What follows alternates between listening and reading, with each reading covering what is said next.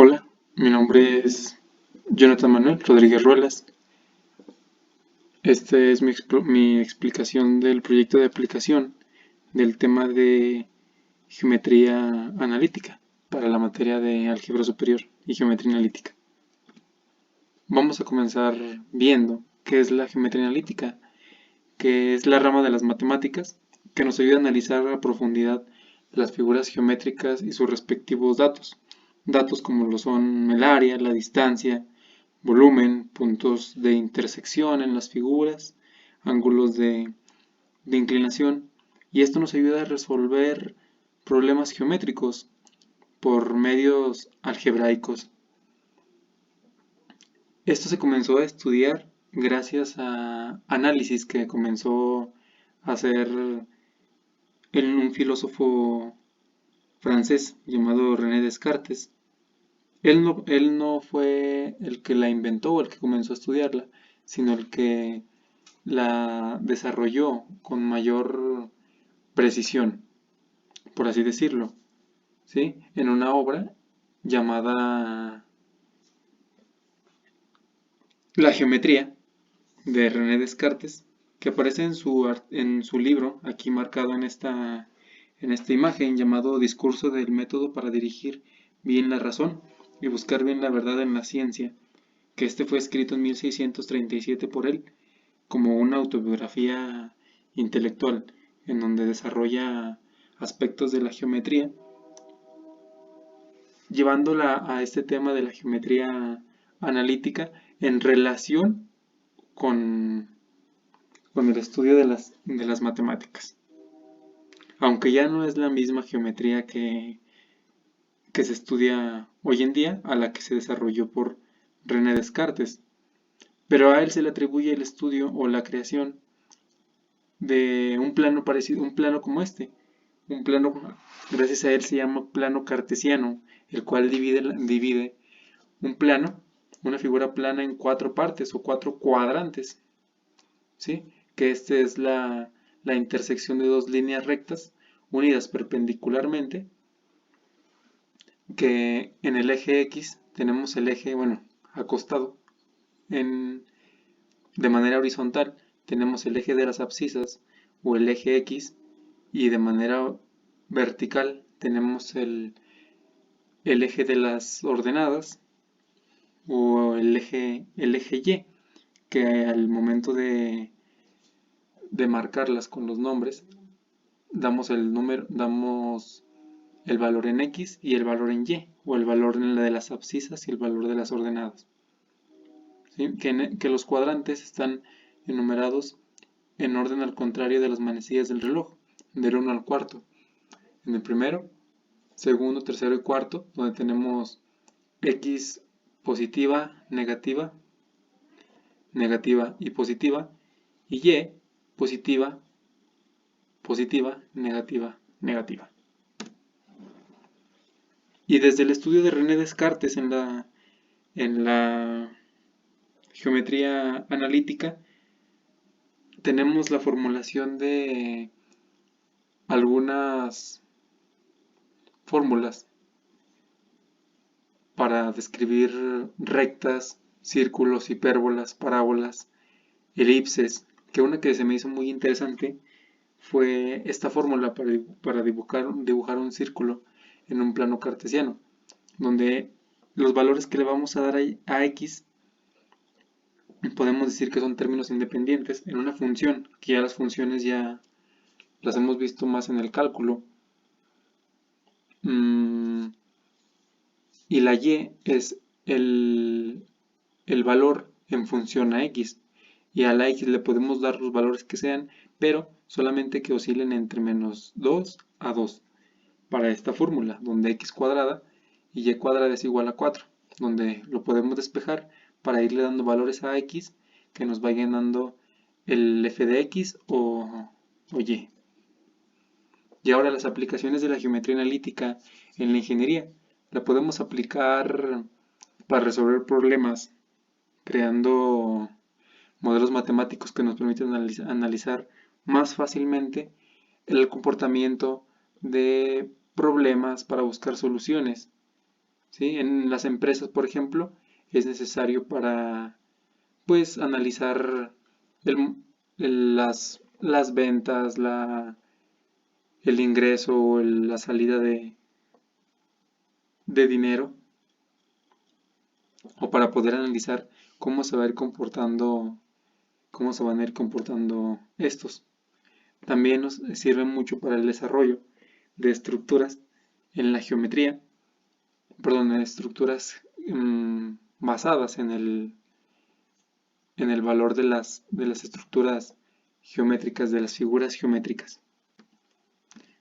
En esto también podemos ver la aplicación o el uso de, de triángulos. Triángulos los podemos ver en todo, casi en su mayoría en los puentes. Aquí tenemos un ejemplo de puentes, donde los triángulos aquí no se alcanzan a ver, pero están en la base, sosteniéndolo por debajo, que el triángulo es una de las figuras geométricas que resiste más el peso o más la presión. Bueno, eso dependiendo también del material en el que esté, con el que esté hecho. En otra de las formas donde podemos aplicar la geometría es en el estudio de los planetas o en la astronomía, ¿sí?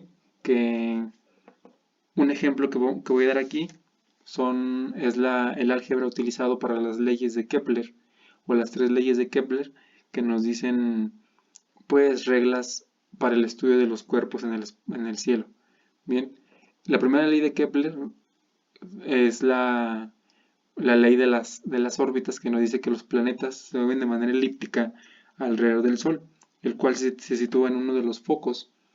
Una elipse pues es una curva cerrada que posee dos ejes simétricos que también se pueden llamar foco. En esta imagen tenemos el foco 1 y el foco 2. En uno de esos focos se encuentra el Sol y pues también estas son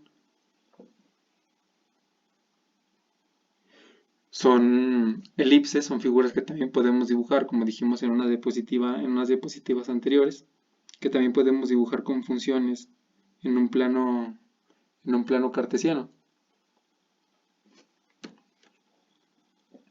en donde las fórmulas para calcular la excentricidad de la elipse es la siguiente. La E es excentricidad. La excentricidad es el grado de curvatura que va a tener esa elipse. Mientras más pequeña sea la excentricidad, más se va a acercar la elipse a hacer un círculo perfecto, por así decirlo, círculo perfecto. Por ejemplo, la excentricidad de la órbita terrestre es de 0.0167. Mientras más grande sea, más ovalada, más achatado es el círculo. En esa ecuación, entonces, la excentricidad la obtenemos con C sobre A, que C es la distancia del foco al centro, o semidistancia focal, y la A es el semieje mayor. La segunda ley de Kepler, que nos dice que es la ley de las áreas, que es el radio vector que une a un planeta con el Sol, barre áreas iguales en tiempos iguales. ¿Qué nos dice esto? A grandes rasgos, es que la Tierra, al ir girando alrededor del Sol, al ir girando aquí alrededor del Sol, va pasando por puntos donde está más cercano al Sol y después se va a empezar a alejar, pero siempre va a ir recorriendo distancias iguales.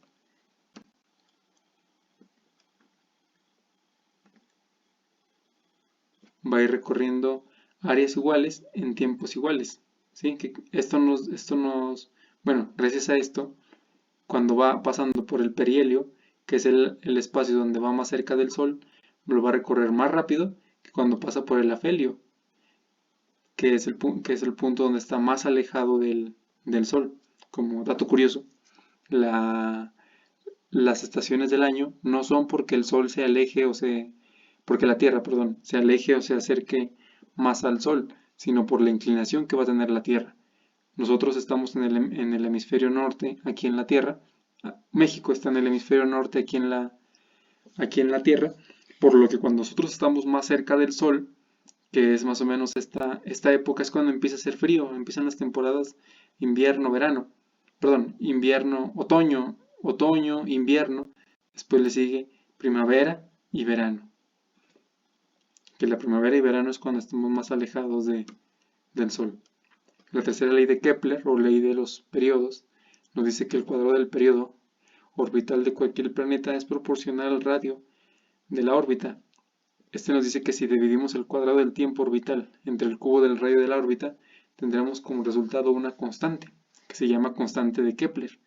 La constante es igual para todos los cuerpos celestes que orbitan alrededor del Sol. Esto es muy importante, ya que no depende de ellos, sino de la masa solar. Y la fórmula para obtenerlo, para calcular esta ley, cuadrada, sobre A cúbica igual a K, que K va a ser una constante que siempre va a oscilar a valores de 1. Y T es el tiempo o periodo orbital y A es el radio y semieje mayor de la órbita. Aquí el tiempo está medido en años y el radio está medido en unidades astronómicas. Estas formas de medida están estipuladas solo para las medidas aquí en la Tierra. Entonces, para T, el tiempo orbital de la Tierra en periodo es 1, quiere decir que es un año. A, que es el radio, entonces A está medido en unidades astronómicas, que una unidad astronómica es la distancia que tiene la Tierra al Sol. ¿Sí? Entonces aquí también, para la Tierra, va a ser una unidad astronómica, por lo que la constante K va a ser 1. Para los demás planetas, los más cercanos a la Tierra, perdón, los más cercanos al Sol, el tiempo orbital va a disminuir, y para los más alejados del Sol, el tiempo orbital va a aumentar. ¿Sí?